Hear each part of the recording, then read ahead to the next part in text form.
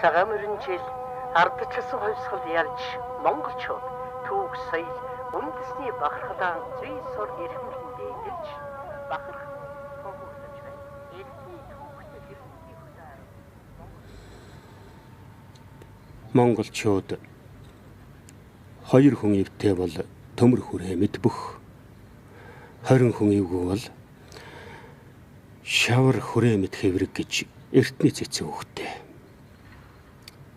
Энэ цагаан морин жил тусгаар тогтнолоо баттгаж эрх чөлөөгөө олсон нэгэн зорилгоор эвлэлд нэгдсэн түүхэн ам байлаа. Батмөгтөргөө.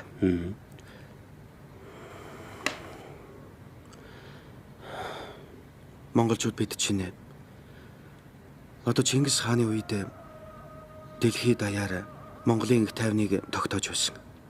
Тэр үед 16 настай өөртөө алт ачиж явсан охин торгоны замаар айх аюулгүй санаа амар явж болдог байсан гэдэг.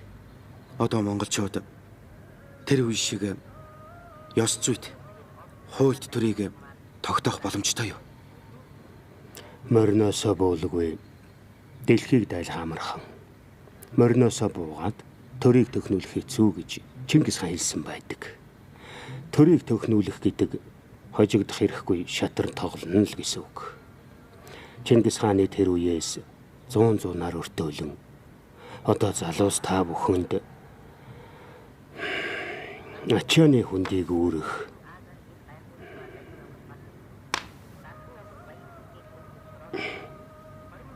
цаг нэрлээ дээ.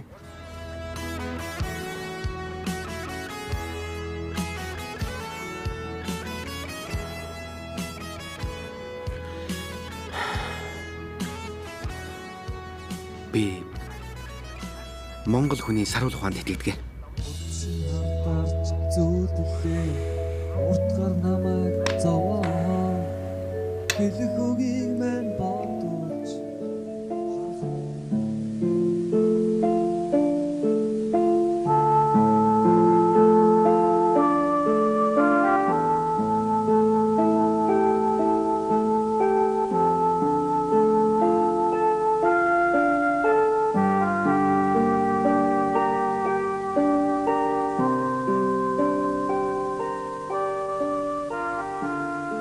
хотын өглөө эхэлж байна.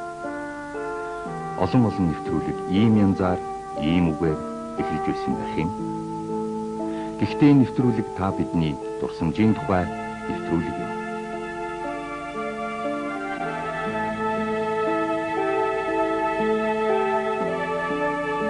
Энэ л баашинд, энэ л цонхоор өглөө бүр хотоо харж, энэ л хаалганаас өглөө бүр гарч, энэ л шатаар уруудан нийслэлчүүдийнхээ хамт өглөөний агаар залгилан ажилдаа гардаг байсан нэгэн хүнийхээ тухай та бид дурсаж байна.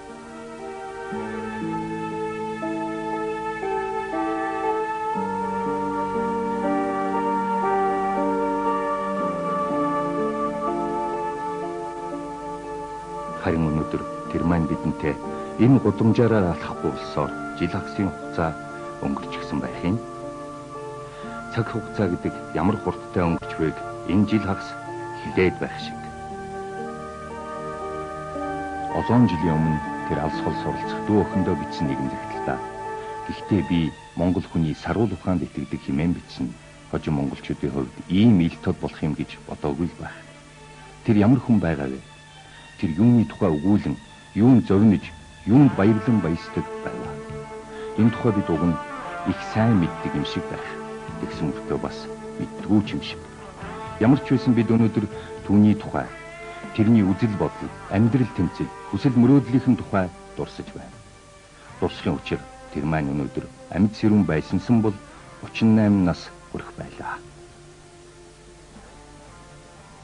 Тэгээд өмнө би завтай байхдаа багш байхдаа ярихаа хүнсийг цуглуулдаг байсан. 3-4 цаг хурц гараад 7 хоногийн нэг усан хэдэн цагийн натар байгаан юм цуглуулж ихж уцаад хөрөгчин нэгэд өгдөг. Миний ажил нь бол ажил байсан. Одоо тэр нь ч зав гарахгүй. Яаж ийж чалгаанах юм. одоо карт мастер юм аа хийждэг юм байх л тэгээд алуу телевизэл унтаад өндөд клоосол яваад. Тэр нэг юм л байдаг тийм. Хамгийн дуулах дуртай дуу юу вэ? Би ер нь тийм хамгийн дүүн дэх дуу. Хамгийн гэж ганц юм мэдээж байна. Тэгвэл тайсаг төрүүлдэг дуу хүмүүстэй тэгвэл. Тэр олон юм бий л дээ. За. Ардын дуунууд.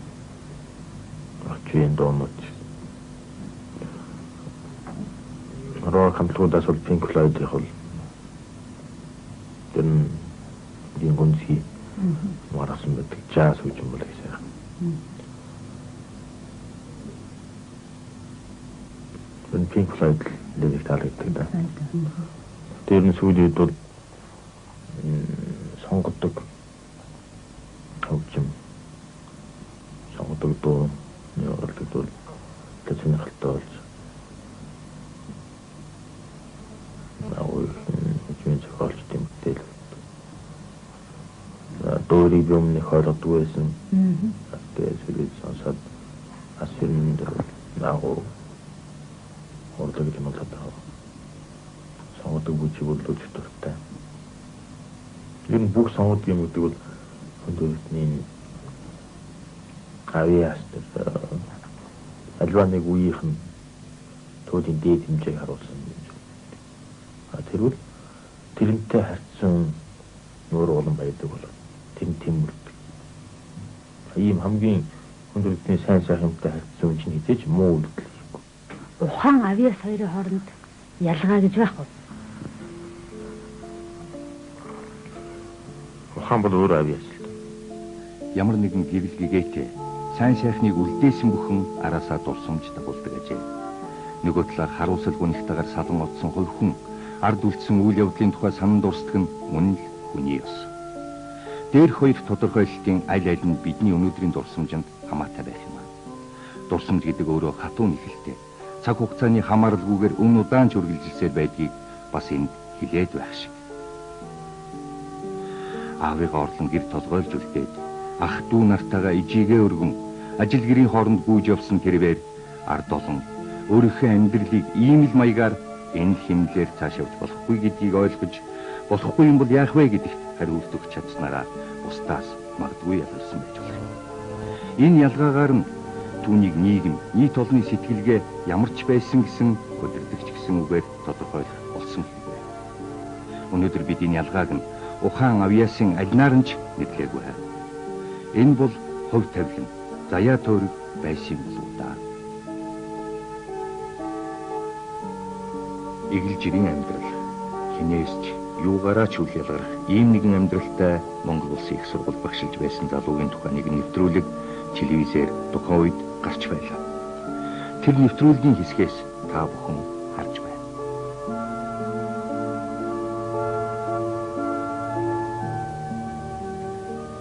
Би лав жүжигчин болж чадахгүй байсан байх шүү гэж тэр нэвтрүүлгийн зураг авч байх үед хэлж байж билээ. Даруй игэл нэгэн байж дээ. Хальсан буусан энэ дүрс, энэ үгс түүнийг биднээс холдон яваагүй мэт санагдуулах юм. Ерөнч яваагүй. Учир нь түүний итгэл сэтгэлийн замналаар бид явж байна. Түүнтэй адилхан сайн сайханд зорж, эрж, хайж авна. Дурсъя. 10 жилийн өмнө энэ нэвтрүүлгийг харж өөрийнхөө түүнийг эргэн дурсъя. Өдөрт чи ер нь хэдэн цаг ажилладаг юм бэ? Чи одоо яалах хэвэл аль нь ажлын аль нь амралт. Нэрс ялгаа байх. Ажил амралт. Амралт нь ажил нь амралт. Ер нь тийм байдал түүний хийж байгаа ажил өөрийнхөө санаанд нийцчихвэл тэрний зааг алга болдог. Чам ямар үед их цагаа хармалж байна? Өөр замд их цаг л. Явсаар байтал. Машинтай болъё гэж бодож байна. Ямар машин байх үү гэж бодох хэрэгтэй. Аим албан ялчээж болно. Хувийн чиж болно. Тэхийн тул манай хүнд ирчлөөг нөх хэрэгтэй. Хүнд өмчийн нөх хэрэгтэй. Одоо өөрөөр тэр хүн болцоогаад энэ хүн машин хэрэгтэй гэж бодъё. Бүх ажлаа бүтээдэг. Тэр явахын тулд яах вэ? За наад 40 нөө. Өгөөл одоо сүүлийн маш 50,000 төгрөг. Бас гэж байна. 50,000 төгрөг одоогийн нөхцөлд хүн олж чаддаг. Өөрт сарын жил одоо миний сарын жил гэдэг чинь аспирантыг 650 төгрөг. За нэг жилийн хэмжээгийг бол чинь за 8,000 яваач. Хэдэн жил төгрөг. 5 жил юу ч хийхгүй, хувцлахгүй, байранд амьдрахгүй, агаас ингэж жингүүд жугаад 40,000 төгрөг цуглуулад тэгээд энэ хангамжийн баад машин байвал дооч захиад арын халаар яваад ингэ бүтүүл юм шиг. Чи улс төр судлаач болоо гэж ямар мэрэгч сонгох вэ? Тэстэг юм уу те? Физик болох байсан. Тийм ээ. Түүнд магадгүй өөр олон ч мэрэгжил эзэмшиж бүр өөр амьдралын замыг сонгох боломж байсан байх. Гэвч тэр улс төр хэмээх их ертөнцийн хаалгыг татжээ. Нэг хэсэг нь улс төрийг тоглолтч гэж нэрлэдэг. Нөгөө хэсэг нь улс төр өөрөө цэвэр ариун байх ёстой ч гэж хэлдэг. Өөрийн гэсэн өнгө будагтай магадгүй дүрм журмтай тийм нэгэн хаалгыг дөрвтэй татсан хэрэг. Дахиад хувь тавилан. Энэ ертөнц өөрийн хуультай, өөрийн жаягтай.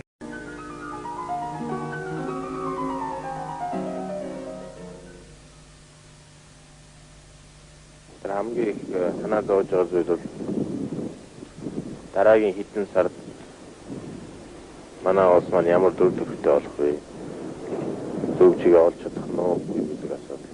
Өнөөдөр одоо энэ хэцүү ажил шүү гэж жоохон хайширмар тийм ажил байна. Тэгээ хайшрах ажилч одоо юу байх вэ? Улс орны байдал маань хэцүү байна. Одоо нэг шилжилтийг давах хамгийн хэцүү юм. Тэр яаж давах вэ гэдэг асуудал. Миний хүнд асуудал болж байна. Гэхдээ энд бол засгийн газар зөвхөн байр суурь зүйд хөлөөрөд явна. Тэрнээс л үннийг нөх хэрэгсээр хүнийг тэр хэрэгтэй шүү дээ. Зах зээлчид ийм хүндэл гарна тийм. Юу гэдэг цайлын тодорхой хугацаанд үсэхгүй. Тэгээ дараа нь ингээ үүдэр би одоо хөгжөөд ингээд үсэ. Энэ чинь одоо ийм байна. Яг хоо эвсэл бол үл санааны хувьд бол байж. Тэгээ тэрийг одоогийн төвшөнд нэлээд тийм мөндөр зохион байгуулалтын эвсэл бий болох. Яг л энэ шинээр гарсан хэдэн намуудууд маань нам хөдөлгөөнүүдэд бол аваа хэдэн толгойд олж хэдэн хэсэг хуваачаад нийлээд илүү өндөр түвшний гарах хэрэгтэй байхад тусдаа бүр удаан мөлхөөд. Одоо тэр бүх хүчин нэгдэг. Сүүлүүд хараад байхад Монгол ардын хэсэг нам маань аваа сайн ажиллаад байгаа шиг. Яг л энд бас өмнө хоригдсон юм байна. Тэд нар бол боловс хүчний судалгаа нь байж. Хүүгийн нөөц нь байж, материалыг ааз нь байж, байр тав нь байж, машин унаа нь байж, өвн бэлтгэгдсэн бүх бүтцүүд нь байж. Бид нар яасан гэхээр жижигээрээ ингээд тарчихсан байсан байна. Одоо нэгдэх хэрэгтэй тэгээд хүчээр хүлээрээ тогтоод малжгүй дараагийн сонгуульд бид нар өөрсдөө засгийн газрыг байгуулах асуудал аваад тавих хэрэгтэй. Тэгээд тэрнээс нас энэ засгийн газар маань шийдвэртэй алхам хийхээр алхмуудыг хийх хэрэгтэй. Хийж чадахгүй тэр засгийн газрын бүрэлдэхүүнд нь өөрчлөлт оруулах шаардлагатай. Хийж чадхаар тэр багийн бүрдүүлэх хэрэгтэй. Одоо хүмүүсийн донд өөрөөс магадгүй сонсон ч гэж магадгүй. Ардчлал анархизм хоёроо зоригоо ялгахаа байлаа. Юу ч үгээд нэг ийм шүлэгшиг юмуд хүмүүсийн донд яригдчихсэн юм аа. Тэр үнэхээр би зөвхөн энэ шүлэгний жишээ авч ярьж байгаа нь өнөөдөр үнэхээр манайд ардчлал анархизм хоёрын бие биендээ халтран орсон тийм үзэгдэл гараад байна үгүй юу? Тэр манай нийгмийг аваад үзэхэд одоо тэр тогтох ёстой тогтцоонууд нь улс төрийн бүрэн бүрдэж чадаагүй. Тэгвэл тийм тохиолдол бол гарч таар. Өнөөдөр зөвлөмөр ямар өрөөнд ямар нэгэн дээр өнөөдөр зөвлөмөр бидний өмнө нийсэн хоёр зөвлөмөр өргөжлөж болж байгаа. Бидний гол санаанууд эднэрт 12 сарын 22-нд хотод дараах асуудалтай амбын ясны байгууллага одоо их мэдийг өгсөн гэж бид нар үзэж байгаа. Үндсэн хуулийн өрөөнд үйл ажиллагаа явуулсан. Түүнээс хойш бидний эд талбарт янз бүрийн аргаар харчих. Бидний эсрэг үйл ажиллагаа илүүсэн ялангуяа хотын намын орны зөвлөмөр юм шиг юм байна. Үүнээс гадна бид нар өөрийнхөө өмнө гаргасан санаануудыг улам гүнзгий өөрийнхөө мөрийн өсвөрийг тооч зорилгыг танилцуулах олон намын шилжих шаардлага дахин бидэнд болж байгаа юм. Ардчлалыг дэмжиж ардчлалын төдөө тэмцэж байсан ихний тэмцлүүд бол энэ талбай дээр л болж байлаа. Гэтэл өнөөдөр зүгээр миний хувийн бодож ажиглаад харж байхад ардчлалын төдөө тэмцэж байгаа хүний тоо цөөрөөд түүнийг хажуугаас нь ажиглагчдын тоо дийлэнх нь болоод байна уу да гэж бодогдох юм. Тэр бол бас л байх зүйл. Айлч нэгэнд байд. Тийм тохиолдол нь идэвхжгүй сулрах. Энэ талбайд хийж байгаа тэмцэл миний бодлоор арай дуусаагүй. Энэ бол дараагийн сонгуул юм уу өөр альва нэг шаардлагаар уулзах заачулна. Би өмнө олон удаа хэлж байсан. Манай их хурлын гишүүд заримдаа одоо өөрийгөө гишүүн болчихлээрээ хамгийн их юм мэддэг, хамгийн ухаантай хүн гэж ойлгож байна шүү. Одоо банк дээр бүгдээр олддог. Гэтэл одоо нэг цахилгаан зөвлөлтэй гэвэл яах вэ? Очоод яаж зөөхөн засгийг бид нар зааж өгнө. Бид нар зургийг гаргаад зөөхөн буруу гагнсан байна. Буруу нүүр шатаасан байна. Тэгээд бүгдээр очоод заагаад байвал энэ ус чинь юу болох вэ? Өгвөл одоо нэг бас нэг ямар ч хаан ч одоо муусны нөхч юм эвдэрлээ гэхэд очоод өөртөө авирж ороод энэ нөхийн тагл энийг бүгд энийг онгойд болно. Энэ байдлыг харахад бүгдээр ерөөсөө асар мундаг банк мэддэг. Тэр нарийн юм нь ойлгодог. Тэр ч утгаараа одоо энэ ч буруу байна, тэр нь ч буруу байна. Тэгээд заа би юм байлаа. Уг нь энэ улс чинь бас нэг зааж өгдөг чиглүүлдэг их хурлаач ийм газар байгаа. Манай улс ерөнхий хичгээд байж байна. Хурлын дарга байж байна. Ерөнхий сайд нь байж байна. Намуудын дарга нар нь байж байна. Эдгээр яагаад энэ юмд зохицуулах байгаа юм бэ? Аливаа асуудлыг хэлэхдээ үндсэн хуулиараа батгсан тогтолцоо. Бидний нийгмийг цааш хөтлөж явах төр төсний тогтолцоогоо тэрийгэ бодж байж энийг улс төрийн тоглоомны гарч болохгүй үснэ шийдэх. Тэгмээс та бүхэн үгүй хэлдэг. Наадхан бид нар энийг хөндлөхгүй. Төр нь өөрийг хөндлөхгүй. Энэ улс чинь яаж бусдыг хөндлөдөг? Би энийг хөндлөдөг. Би энийг хайрлах юм нэг болох юм. Хүнд итгэх явдал амж болно. Наа харангуйтал өөж. Яасан харахад дөрөвд хүйтэн хөрвөө эднэргээл зарим хүмүүс гэдэг шүү. Тэгээд анханаас дээр сэтгэл нөр болчихдог. Аагүй ингээл манай хүмүүс гэж юус авах юм байхгүй. Юусоо тийм хүмүүс л бүдүүрээ соёл үүчтэй. Нэг гэсэн тэгс. Тийм ч юм хүнд итгэж сурах хэрэгтэй. Ялангуяа бид монголчуудын цөөхөн тийм ч энэ байгаа 2 сая хүн дотроо биеийнтэй итгэж байж биений татаад баяжуулж ингэж өгч шүү. Итгэл. Миний ярьж байгаа бол энэ бол миний өөрийн бодол биш. Би нэг гинт одоо ухаан суугаал ингээд юу гэдэг нэг дамжуулах хачиг ярьж байгаа юм биш. Энэ өдөр олон хүмүүсийн бодлыг би нэгтгэл илэрхийлж байна.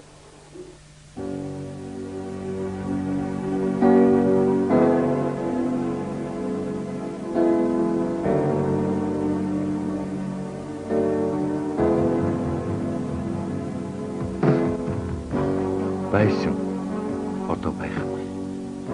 Хэлэхэд хэцүү, бүр үнэмшмээргүй. Гэвч энэ хатуу үнэн бидэнтэй хамт байна. Байсан одоо байхгүй. Гэхдээ тэр байна. Бүр амьд байна.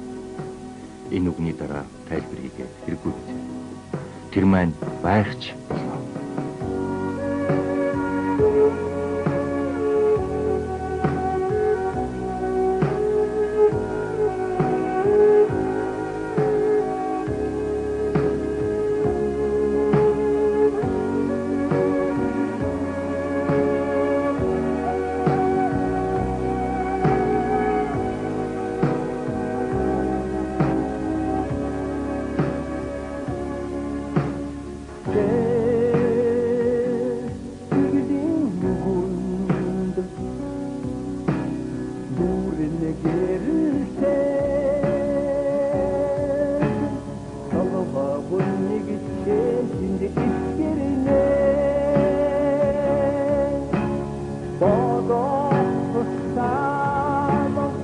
Өнгөрснөө эргэж дүгнэхийн үүднээс өнөөдөр хамгийн сэтгэл эмзэглүүлж байгаа юм а энэ ярианасаа эхлүүл яасан бэ? Өнөөдөр биднэрт ярих, хэлэх ёстой юм чухам юу болоод байна гэж бодож байна.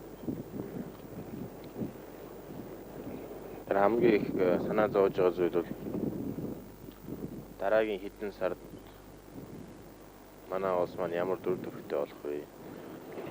Зөв чигээ олж чадах нь үгүй гэдэг асуудал. Тэр сая хүртэл бид нэр сонгуул явуулаад хууль тогтоох, шинэ байгууллага сонгоод шинэ засгийн газраа байгуулсан. Тэрэндээ итгэл найдвар тавиад мэдээ зоримог зах зээл шилжих алхмууд хийх болов уу гэж найдаж явж байсан. За энэний үүднээс ч гэсэн бид нэр тодорхой шинээр олгоцсон засгаа хараад улс төрийн доктортой байдлыг хангах бодлыг өөрлөд ингэж явж байсан. Хаагч зүгээр сүүлийн үеийн улс орны байдлыг аваад үзэхэд тэгээд цаашдын төлөвийн дүгнэхэд бол нэлээд тийм хүнд байдалд орох зураг харагдаж байна. За энэ бол юунаас бас хамаарж ийн гэж бодож байна вэ гэхээр манай энэ засгийн газар маань хийх ёстой юм уу бүр хэмжээр хийж чадахгүй. Зах зээл шилжингээд зарлцсан. Ийм арга хэмжээнд хийгээд зарлцсан тэрийг бол хийж чадахгүй. Тийм учраас уг нь бол манай нэг тийм хэллэг байдаг. Их ч өрсөн өмхий, баг ч өрсөн өмхий. Энэ нэг хүмүүс ингэж зоримог зах зээл шилжихгүй юм бол тэргүй эдийн засгийн байдлын тийм хүндрэл хямралд бол ороод мууд хандлага бол тодорхой илэрч гарч байна. За энэ асуудлаар өмнө засгийн газрынхантай уулзж байсан. Тэ нэлээд сандууд сэлжээс ялангуяа засгийн газрын гишүүд тэр хүмүүстэй уулзж ярихад бол ихэнд надыг нэг сайн толгой ирүүлээд гаргачихсан. Болно бүтэн энэ одоо болохгүй байгаа юм биш үү юм чинь ийм хэцүү байгаа юм биш үү гэдэг. Бид нар арга хэмжээ авч байгаа, хийж байгаа ингээл болдгийн бүтдгийн. Тэгээд одоо ингээд хараад нэлээд олон хүмүүстэй зөвлөөд ялангуяа дэлхийн сайн зарим эдийн засгчтай яриад ингээд үзэхэд бол манай засгийн газар маань сая хүртэл зөвхөн тийм гал унтраах маягийн арга хэмжээ хэрэгжүүлж байсан.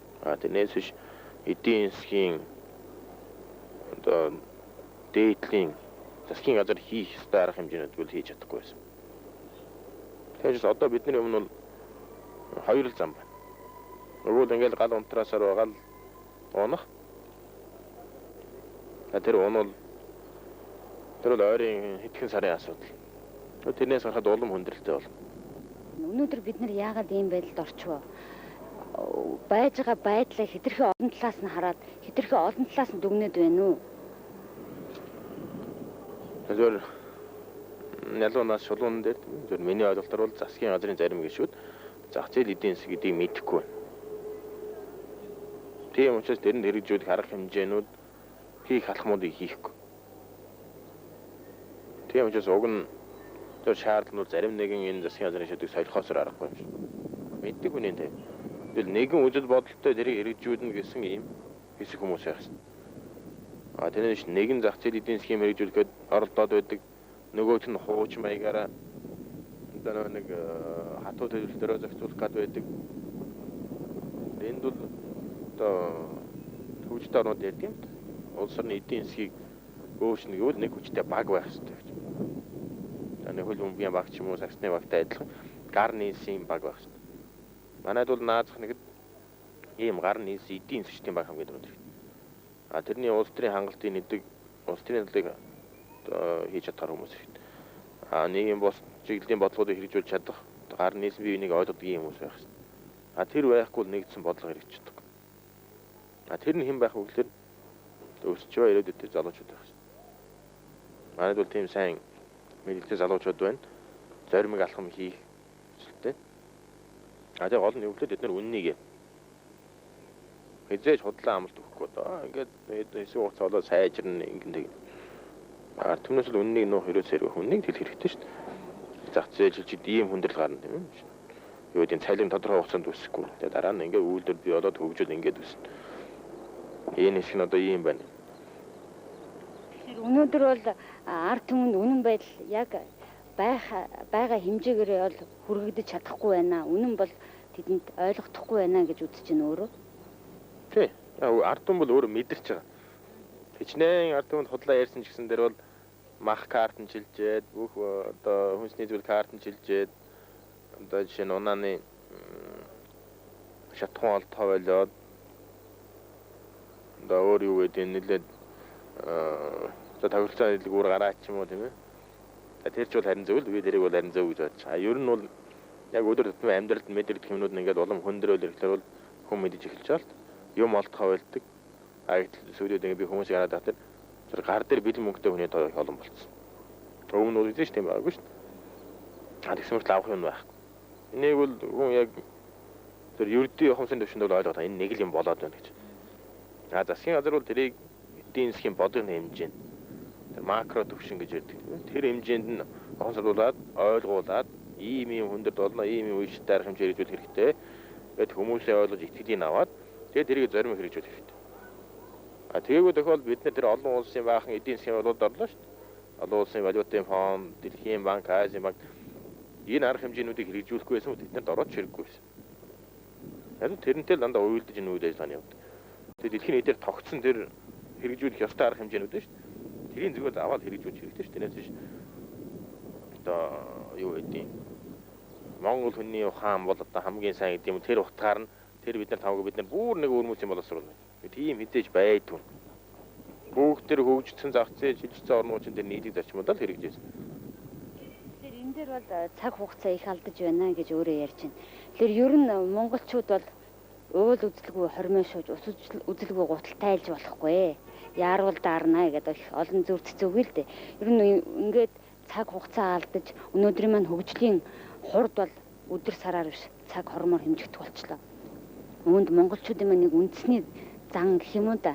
Тэр ямар нэг байдлаар нөлөөлөд байгаа юм биш үү? Би нэг засгийн газартай холбож ярихгүй л да. Ер нь нийт монгол хүмүүсийн маань нэг болдгол юм ингэж болно гэсэн тийм сэтгэлийн нэг тийм алгуурлал байна уугүй юу? Энэ тал дээр юу гэж бодож байна?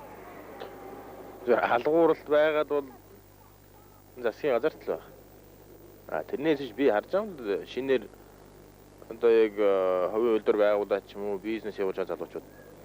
Тэд нар чинь нойр хоолгүй давхиж шин. Хэдэн орны хооронд бүх юм ингээд давхиж хийгээл тийм ээ. Зүтгээд алгуурлаж байгаа юм байна. Одоо нөгөө засаг маань бас төрийн зарим нөхдүүд маань за ерөнхийлөгч маань ч гэсэн адил. Яг л зургатаар гараад бүгдээрээ сайхан ууж, тайван, дүлгөөн. Яг улс төрийн хувьд бол тийм байж болно. Да эдийн засгийн хувьд л ууж, тайван гэж утгагүй асуудал байхгүй. Хин төрүүлж бизнес хийж чадж гэн, хин зах зээл хэмжээ өөрчилж чадж гэн, орж гэн. Тэр нь хожно. Бизнес хийж байгаа залуучууд гэж ярьлаа. Ер нь ардчлалт хэрвээ залуу гэж байдаг, хөгшин үе гэж байдаг бол бид нар бол саяхан л одоо жинхэнэ залуу ардчлалын томоохон ялалтыг багтаж одоо энэ талбай дээр ч гэсэн багтаж баярлаж л байлаа л да. Тэгээд ингээд нийтээрээ барьж эхэлсэн шин байшингийн маань өнөөдөр яг өнөөдрийн өндөрлөг дээрээс эргээд харсан чинь энд нь ч юм уу тэнд нь ч юм уу буруу ярьсан, мөрөө өрсөн юм харагдах шиг болж байна. Энэ чухам юунаас болов? Миний боддоор л ерөөсөй барьж эхлэегүй. Залуу ардчил биш. Ардчил бол залууч хөгшинч. Бид нар ингээд судлаа ихэд хамгийн их дэмждэг хүмүүс нь залуучууд байгаа. Яг бүр хэтэд орсон хөгшчүүл. Яг л тэд нар тэр хуучин хувийн өмчийн юмнуудыг бас ханддаг хүмүүс байж. Тэр мал нийгэмжлэхээс өмнөх үеийн юмныг санаж яаж тэднийг хүчээр шахаж байгаад малыг нийгэмчилсэн гэдэг. Малч зарим бичсэн бол аргагүй ихэнд бид нар өглөө. Тийм учраас бид нар буян таны гэдэлд орсон. Тэгээд шахацсан юм чинь аргагүй ихэнд өглгүй яах. Татвараар ноогдоор шахаад албаар тэр чинь малын өгүүлэх тийм арга хэмжээнд хэрэгжүүлсэн юм чинь нөхөөсөр аргагүй болно шүү дээ. Тэр арчд бол бүр хөгшин байна манай залуу хоёр. Тэгэхээр ийм асуулт байна. Энэ 2000 жилийн тэртээ Тита Ливия гэж их ухаантан амьдарч байсан гинэ. Би энийг бол зөвхөн юм дээрээс унссан л да. Тэгээд тэр Тита Ливия тэр хүн юу гэж бичсэн гэхлээр ард олны хувьд хамгийн хүнд юм бол өлсгөл нь дайн зовлон өвчин зовлонгоос илүү намуудын хоорондох тэмцэл байдаг юм.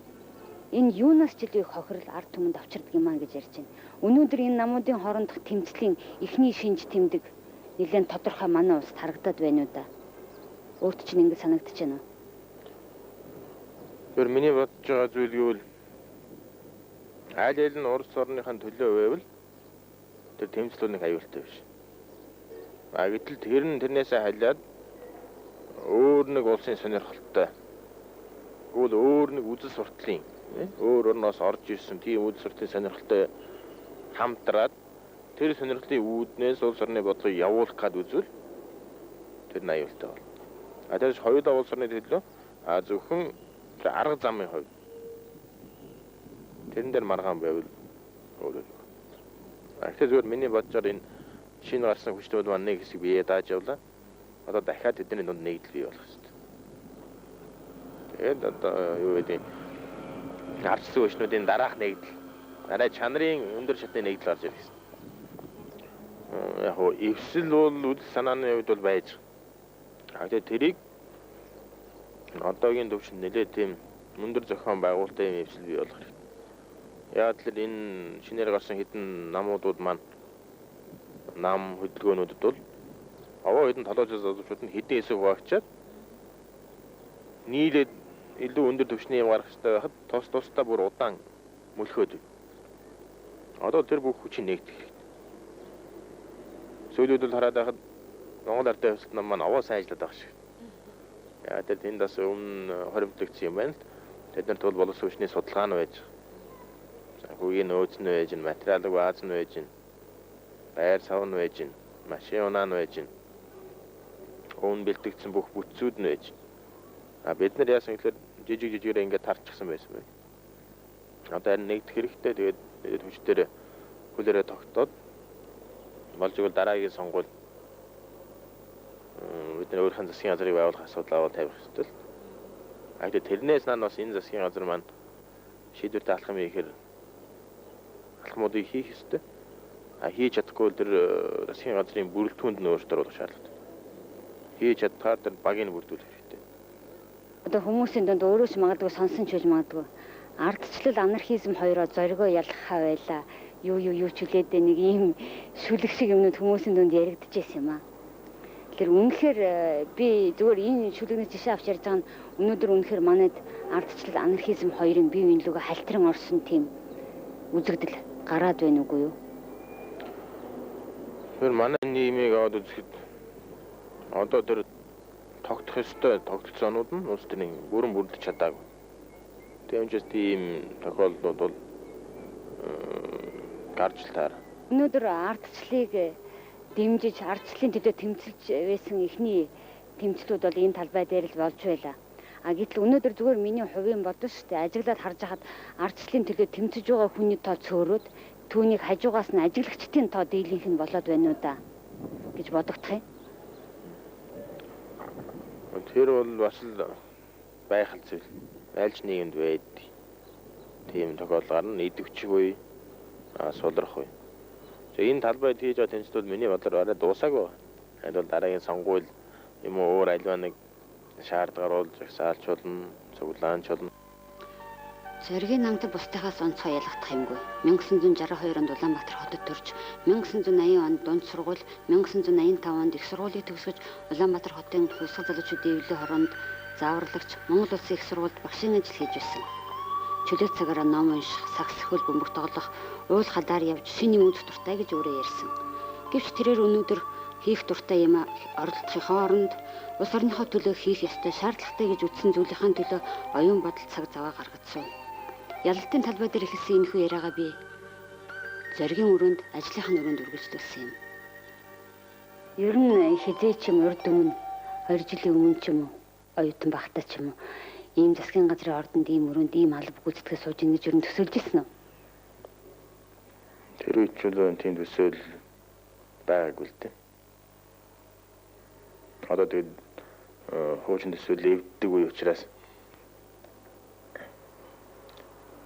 тэр зарим хүн гайхчих магадгүй. зөв буруу янз бүрээр ярьж болно. Тэгэхээр миний хувийн бодол ямар байдаг гэвэл ямар ч хүн байсан тэр хүн өөрийнхөө үүрэг дэвшлэг гүйцэтгэх тийм нөхцөл байх хэрэгтэй. Ер нь ардчлалын талаар ярьж байна, эрхчлөө гэж ярьж байна. Ийм яриа, ийм байх ёстой гэсэн яриаг бол их олон хүн ярьдаг боллоо. Гэтэл өнөөдөр хүмүүсийн дунд тэр бүх ярианд итгэл алдрах тийм шинж тэмдэг илрээд байна. Энэ чухам юунд хүргэж болох юм шиг байна. Энэ итгэл алдарч байгаатай өөрөө санал нэг байдаг уу? Тийм санал нэг байлгүй. Яг бол тодорхой юм хийхгүй байгаа юм чинь. Тэр амлаад хийж байгаа алхмууд нь бол дандаа ярьж явныхаа эсрэг. Зах зээлийг хөгжүүлээ. Одоо чөлөөт үйлдвэрлэгч бий болон өмчтний бий болох. Бараа гаруусар нь ханга. Гэтэл гарсан гайд явуулын аваад үзтер тэрийг боох хөл. Татвар өнөөл аваад үзэх чинь тэр хүмүүс үйлдвэрлэл эрхлээд өсөхөөс тодорхой нэг төвшин өргөж тэрнээс өсөхгүй. Өгөл бүр буулгаад эхэлнэ. Тэр дээшээ бол татварын хэмжээ нь тэрийг дарагдуулаад тэрний үнийн сонирхол байхгүй болчихно. Тэгэхээр ийм бодолтой хүмүүс үйл ажиллагаа бол ингэж боогдмол хагадмал шинжтэй явж байна. Ингээд итгэл алдрах байдал гарч ийн гэж байна. Өөрөө энийг хэлж байна. Өөрөө чи яриад байгаа энэ юм ер нь ямар нэгэн үр дүнд хүрэхгүй байна уу? Өмнө би энэ хийж болно байх гэж хараад яваад байсан. Тийм учраас хүмүүс гайхсан байх л одоо хайшаалга болч юу гэдэг юм. Чимээг өвчсөн чадна гэж бодсон. Би энэ сонгогдсон хүмүүс. Хай сүүлүүдийг олон хүнтэй уулзаад танилцлаа. Ялангуяа одоо нэлээд толгойтой юм боддог. Манай өөрийн бас гадаадын. Миний ярьж байгаа бол энэ бол миний өөрийн бодол биш. Би нэг гинт одоо ухаан суугаал ингээд юу гэдэг нэг том зорхой ачиг ярьж байгаа юм биш. Миний хувьд тэр олон хүмүүсийн бодлыг би нэгтгэл илэрхийлж байгаа. Тэгэхээс арга зам байхгүй гэдэг. Энэ засгийн газрын зүгт өөрөө чи ярианы гол үзэр бол их чиглэл зах шиг байна. Ер нь зүгээр өнөөдөр зүгээр үйлдвэрлэж байгаа хүмүүс, зүгээр жирийн ажил хийж байгаа хүмүүсийн хувьд тэд бүхний чинь хөдөлмөр нийлжээж л энэ засаг төрийн чинь үйл ажиллагаа эдийн засгийг чинь явуулах юм хэлэх хэрэгтэй. Тэр хүмүүсийн зүгээс бидний зүгээс одоо телевизээр үзэж сууж байгаа олон хүмүүсийн зүгээс чом юу дутагдaltaй юм шиг санагдаж байна. Тэдний зүгээс үл тэднийг дутагдал гэж хэлэхэд хэцүү юм л да. Бид нар бол бас ойлгохгүй зарим юмнууд. Тэр ойлгохгүй дээр нь зарим хүмүүс тоглоод. Тэр миний бодлоор бол тэр хүмүүс одоо юу шаарддаг вэ? Тэр өмчөөл шаарддаг хэрэгтэй. Өмчөөлөлтийг төрөе. Төргөн босох.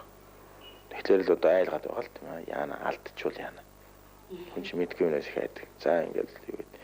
Зах зээл чиглэлээр л нэг нь ядуу болдог, нэг нь баян болдог гэсэн ойлголт. Энэ үгээр хүмүүс өөрт нь санаачлах нэг хэрэгтэй. Чи надад санаачлах өгөөд худалдаа 8 хийгвэл би юм хичээндээ нойр хоолгүй давхин дээр чинь хэдэн борон болж баад. За одоо биш юм аа гэдэг одоо өөрөө хүмүүстэй нэг хинж булааж авахааргүй өөрийнх нь байшин бариад өгчөөд хэдэн өрөөтэй. Тэгээд нэг юу гэдэг машин чим авч өгөөд. Анаад тэр аж ахуй хөдөлгөөн юм бий болгож өгөөд. Бид нарт бол нөөц болцоо их биш. Тэр болцоог өгч хэрэгтэй. Шинэ газар гэдэг чинь газрын үнийн асуудал.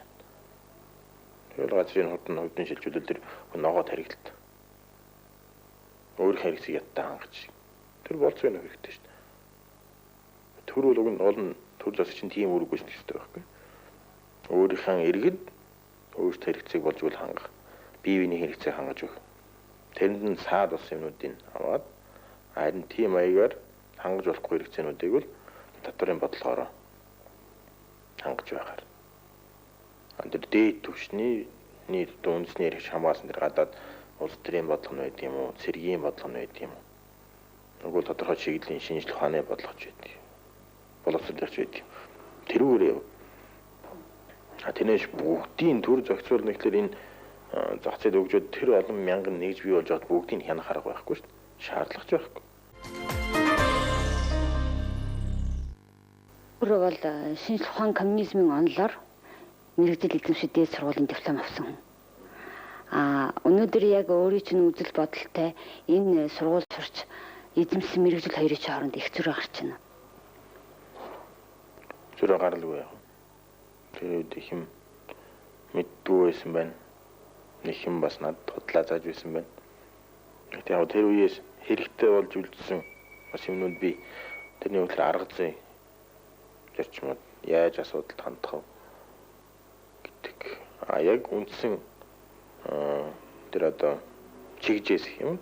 Тэр материалын хувьд бол тэр нэдэ тийм хэцүү байдалд орчихсон.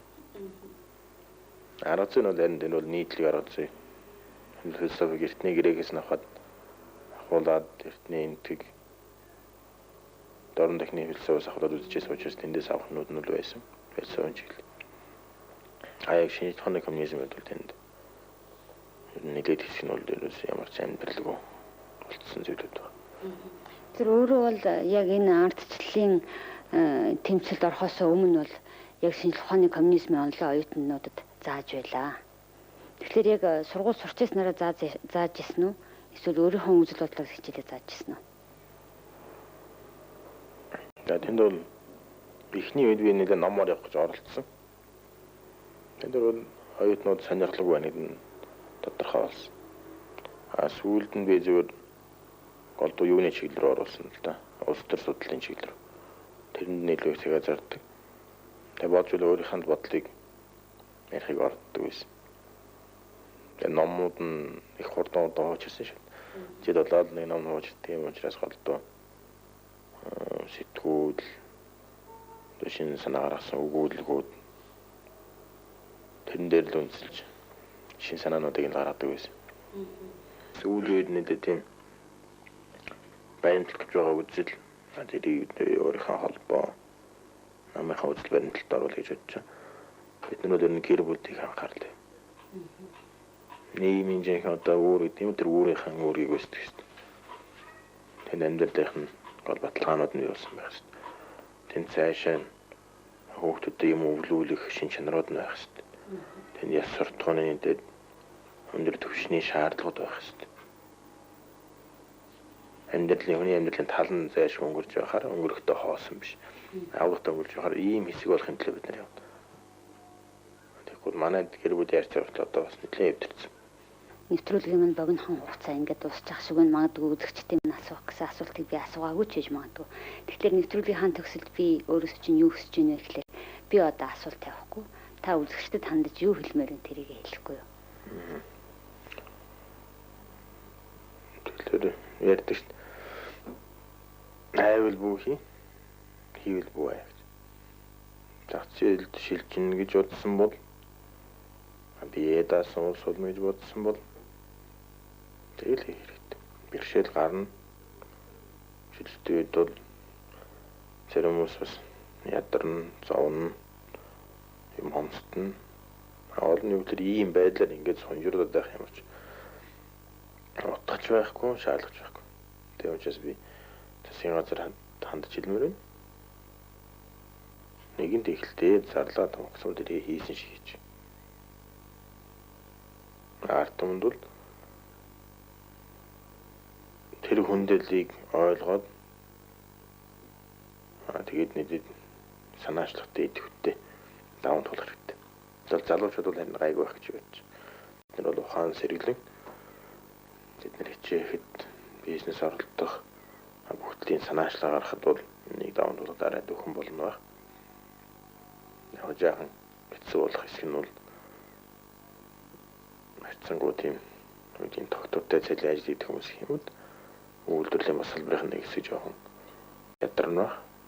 Тэгээд цаашдаа бол нийгмийн ашиг маань, нийгмийн баялаг маань өндөр хэмжээнд өрхөд тэдний харамжуул дээшлэх ёстой. Засгийн газрын яах ёстой. Тодорхой хугацаатаар тэр хийх алхмуудаа зарлах хэрэгтэй шүү дээ. Тэгэхгүй нэг ерөнхий хөтөлбөр гээд тэр нь хизээж хэрэгжих юм уугүй ч юм уу. Ийм хоёрын хооронд хүмүүсийг ойлгуулах тодорхой бас. Тодорхой хийх юм зоригтой хүндрэл гарууд ийм хүндрэл гарна. Гэхдээ бид ийм алхмуудыг ингээд бид нар ийм юм болоод сүүлд нь ийм амжилтанд хүрэх юм гэдгийг харуулах хэрэгтэй. За баярлалаа. Тэгээ ер нь ямар ч хэсэг ярианы маань утгагч тэр ярианы маань төгсгөж тэр улс төр өнөөдрийн нийгэм улс төрийн байдлаар бол шилжчихлээ дээ тийм ээ. Нийгэм улс төр эдийн засаг ажил нь зүгээр хүний амьдралын асуудал. Цаашдаа манай хүмүүс хангалттай 50 шинэлэг амьдрах уу? Нөгөө бол буцаад нэг ядуу утар бүх юмыг ингэж хатуу хуваарлдаг, тэгшдэгдэг. Тийм тогтолцоонд буцаад орох уу гэдэг. Ийм л хоёр замын урд өдөр зогсчод байж байна. Ингээд үзэгчдийнхээ өмнөөс өөрт чинь талархлаа илэрхийлье. Тэгээ үзэгчдийг бас нэг чилээгээгүй байх гэж бодож байна. Тэгээ бүгдэнд нь болно. Зэрэгтэй, бодолтой. Өндрөл үйл ажиллагаа явуулахыг хүсье.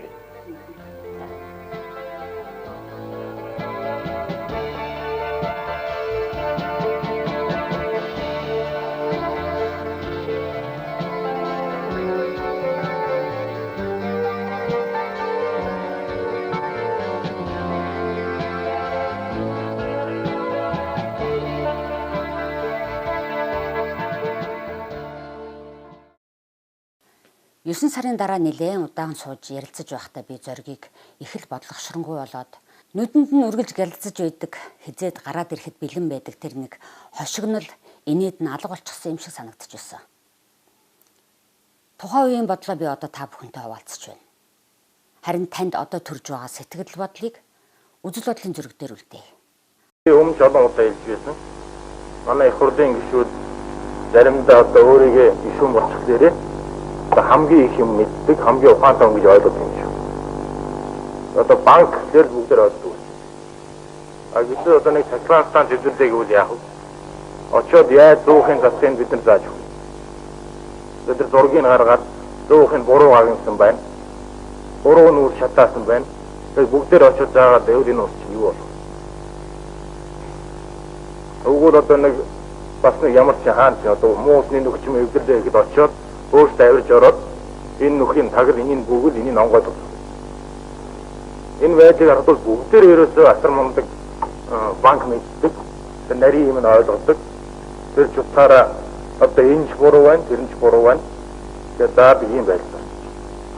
Уг нь энэ улс чинь бас нэг зааж өгдөг чиглүүлдэг их хурлаач ийм газар байна.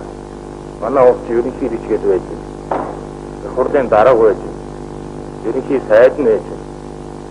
Намуудын дараа нар нь байж. Бидний яагаад энэ юм бодох байгаа юм бэ?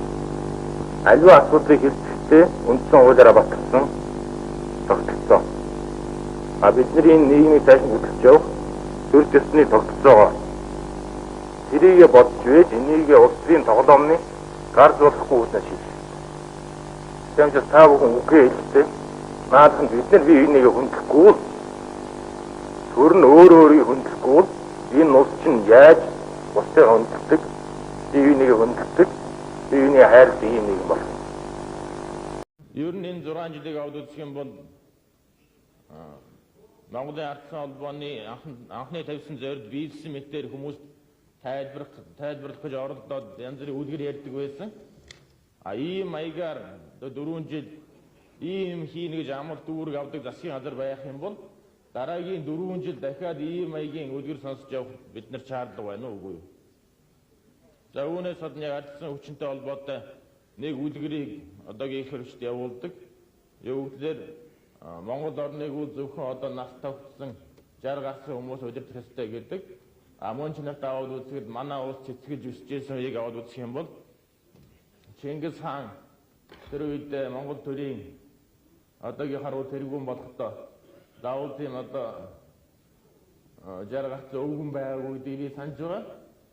Монгол ардын өвсд намын анхны удирдагч гэж өөртөө ярьдаг Сүхбаатар нь мөн энэ улс орныг удирдах гэхдээ бол миний ойлголтоор бас нэг 30 гарсан залуу байсан гэж боддог. Тийм болохоор одоо хувьсгал намынхантай адилхан бид нар энэ хэдэн жил одоо энэ ойрын сонгуульд хичээж явахгүй сүүлд нь бас өвгөн болцсон хойно хүмүүс шүүмжлүүлээд тэр үед энэ улс орныг удирдах юм гарах нөхцөлийг олохгүй тул энэ 96 оны сонгуульд ардсан холбоо эдгээр 6 жил болж нэлээд нас өндөр болж байгаа ч гэсэн хуучин залуу ирчээрээ сонгуульд амжилттай орцыг ялалтыг байгуулахын ерөөлийг төвшүүлье. Баярлалаа.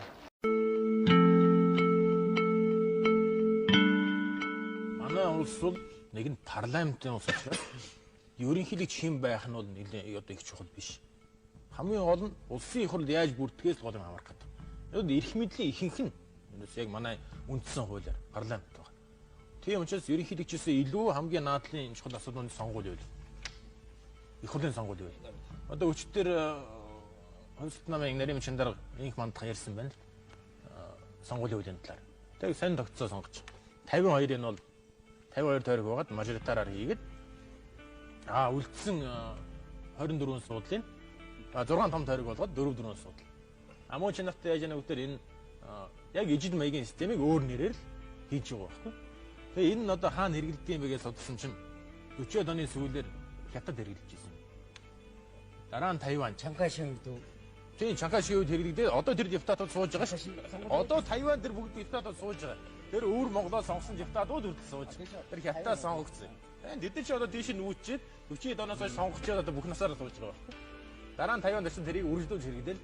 Тэгээ одоо юу гэдэг нь тэр Тайваныхан тэгж яд юм л шинэ намууд нь одоо нэг хэдэн хөгшин хулгайч гэж бүр нэрлэдэг. Бүх насаараа парламент суудсан нөхдөд. Сүүлд нь бол Япон солонгосыг энийг хэрэгжүүлсэн хүн солонгос. Тэгээд тэр нь бол дампуураад яасан гэдэг эцсийн систем хувь тэнцэл төлөв пропорционал систем рүү шилжсэн байхгүй. Яг бол энэ систем тэр нэлээд коррупц бий болгодог энэ систем байхгүй. Тэр нь бол Японд дээр харагдлаа тийм ээ. Тэр одоо баахан коррупц зэрэгүүд болсон. Сая солонгос дээр харагдлаа. Тайван дээр харагдаж байна. Тэгээд эцсийн систем яасан гэдэг бүгдээр тэр сонгуулийн системээ өөрчлөөд пропорционал шилжсэн. Манай дэжин дотор одоо яг тэр систем. Яг энэ системээр явал яах вэ гэхээр зүгээр нэг тухайн нутгийн нөхрийг л одоо гаргаж ирнэ. Дээрээс нь яг энэ үгээр намуудын дотор нь одоо нам дотор ш. Намуудын хооронд биш. Нэг нам дотор өрсөлдөөн гарах учраас дотроо бүлэглүүд нь хооронд өрсөлдөж байна. Энэ талаар одоо их уршигтай систем.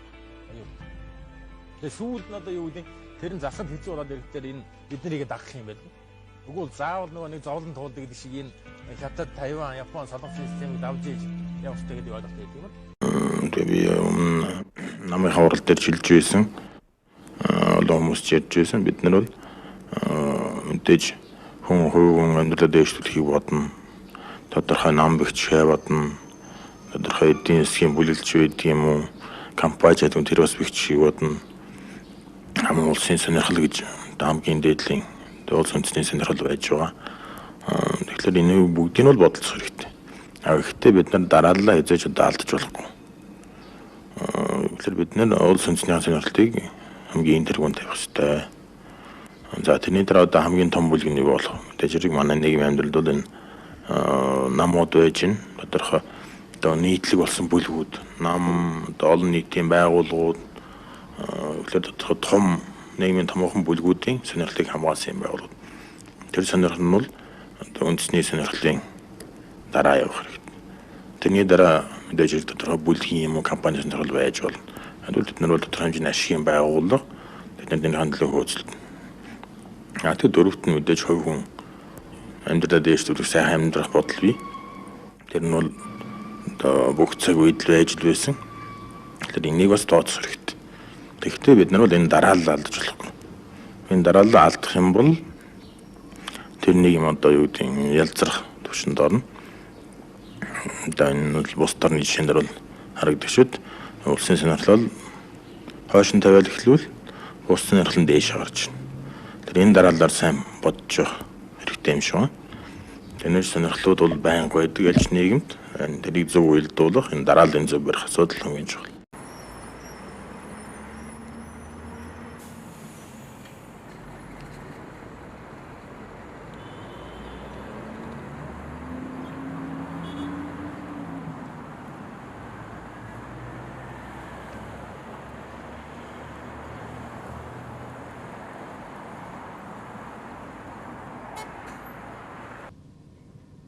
Монгол Улсын их хурлын гишүүн, засгийн газрын гишүүн, дэд бүтцийн хөгжлийн сайдын үүрэг гүйцэтгэгч Санжаа Сарангийн зариг 1998 оны 10 дугаар сарын 2-нд бусдын гарт хэрцгийгээр алагдаж манай ард түмэнд нөхөж баршгүй гарч учрлаа.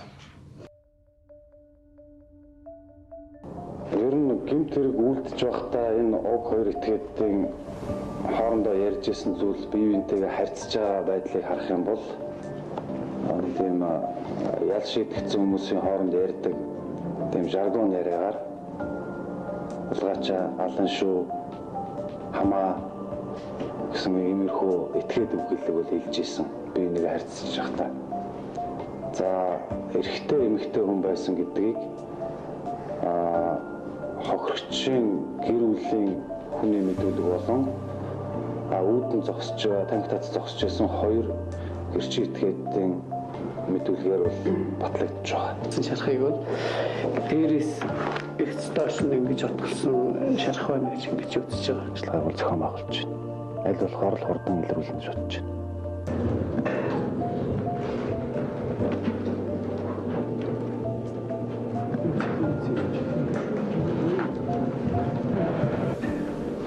Энэ бол нэлээд тийм мэрэгжлийн шинжтэй үйл ажиллагаа байж магадгүй гэсэн ийм зүйлүүд байна. Тэгээд улмөрөө тэр баллж байгаа тийм ээ. Тэгээд тэр зогтож байгаа, гарч байгаа. Одоо тэр зүгээр нэр усаараа хөдлөн дуудалцж байгаа тийм ээ. Тэгээд нэг мөнгө цаас нэгж байгаа хэлбэр тэр юм уу? Аль эсвэл хөрөгчнөөс нэг цуу жан энэ тэр аваад явж байгаа энэ улмөрөө баллах гэсэн хэлбэр бахал даваад бол тийм ээ. Өнөөдөр арай доор сонсоод бол би яа сонсох гэхээс би уйлж сонслоо. Улаанбаатартай цэгтэн дараа ирээд ингээд чамааг ална олон нэгтсэн байна. Чамаа хамгаалт навна. Тэгэл ингээд явсан л та. Үүссэн нөхцөл байдлыг ер нь та аюутай олж ойлгож байгаа өөрөө хувийн хувьд. Гомдоо бол бодит түмний хэлэх тийм боломж олдно гэж би ойлгож байгаа.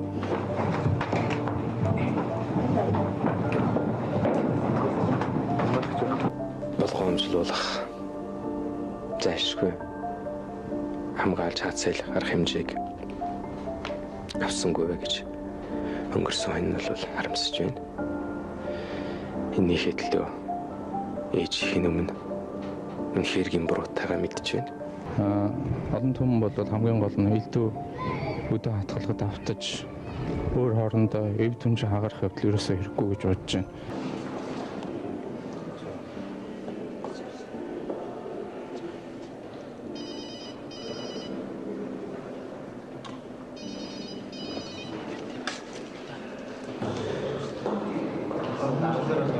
Ордын дууны хатан хаан нар банзад Монгол улсын төрийн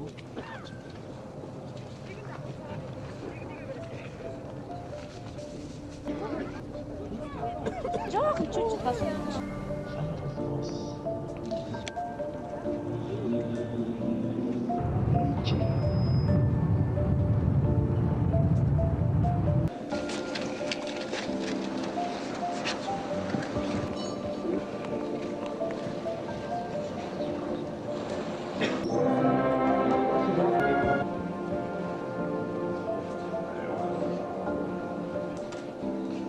Дэлгч маань Монголын одоо улс төрийн одоо түүхэнд бас томоохон хувь нэмэр оруулсан ийм л хүндээ.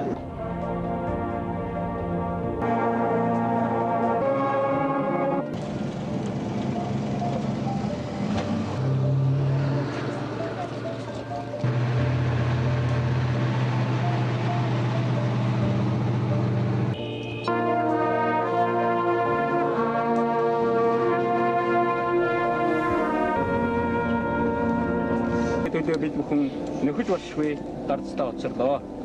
Гэвч бид анд чиний хэгээгэн дурсгалыг хүндэтгэж бүхнийг эв иээр бүтээх үзлийн чин чигийг хатуу барьж эвлэрэл зөвшлийг эрхэмлэж хүч оюунаа нэгтгэж зорьсон зорилгынхоо төлөө мөр мөрөө түшин зүтгэх болно. Чамаага ийм эрт ийм харамсалтайгаар алдахын чинээ хэн сансангүй. Андман чи хорвоогоос явахдаа эрх чөлөө ардчлал шудраг ёс гэдэг хичнээн үнэтэй зүйл болохыг түүний төлөө цуцалтгүй тэмцэх зүтгэх хэрэгтэй гэдгийг ард түмэндээ хизээч байгаагүйгээр ухааруулж өглөө.